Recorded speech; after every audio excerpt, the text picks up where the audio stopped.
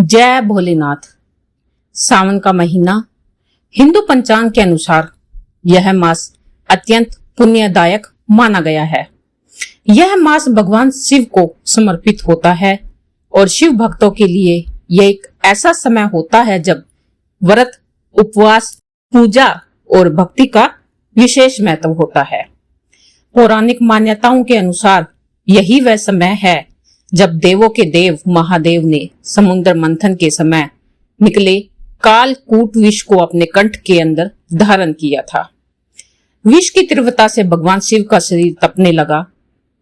तब सभी देवी देवताओं ने उन पर जल अर्पित किया, जिससे उनका ताप शांत हो गया।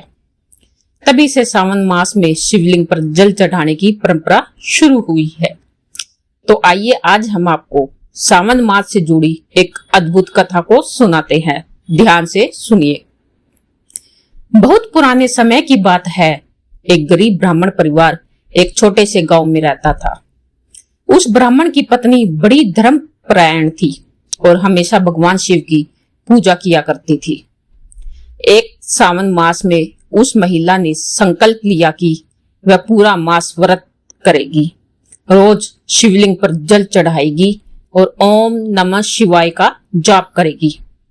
ब्राह्मण बहुत गरीब था, घर में अन्न का भी अभाव था, लेकिन उसकी पत्नी का विश्वास अटल था। वह हर रोज सुबह उठती, गंगा जल भरती, जंगल से बेलपत्र तोड़ती और मंदिर जाकर शिव जी को चढ़ाती। एक दिन रास्ते में बहुत तेज बारिश होने लगी।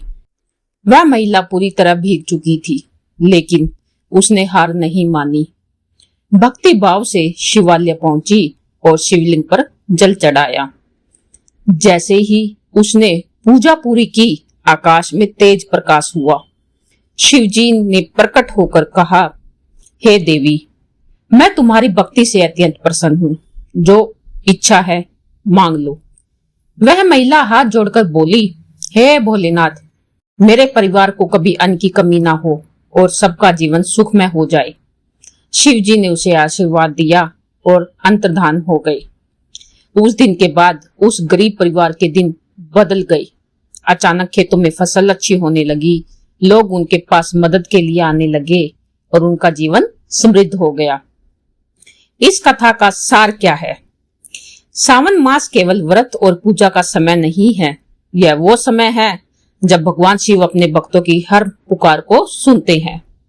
श्रद्धा, विश्वास और सच्चे मन से की गई भक्ति, चाहे कितनी भी कठिन परिस्थिति हो, भगवान शिव जरूर उसका फल देते हैं। अब बात करते हैं सावन मास में क्या करें। प्रतिदिन ओम नमः शिवाय इस मंत्र का जाप करें।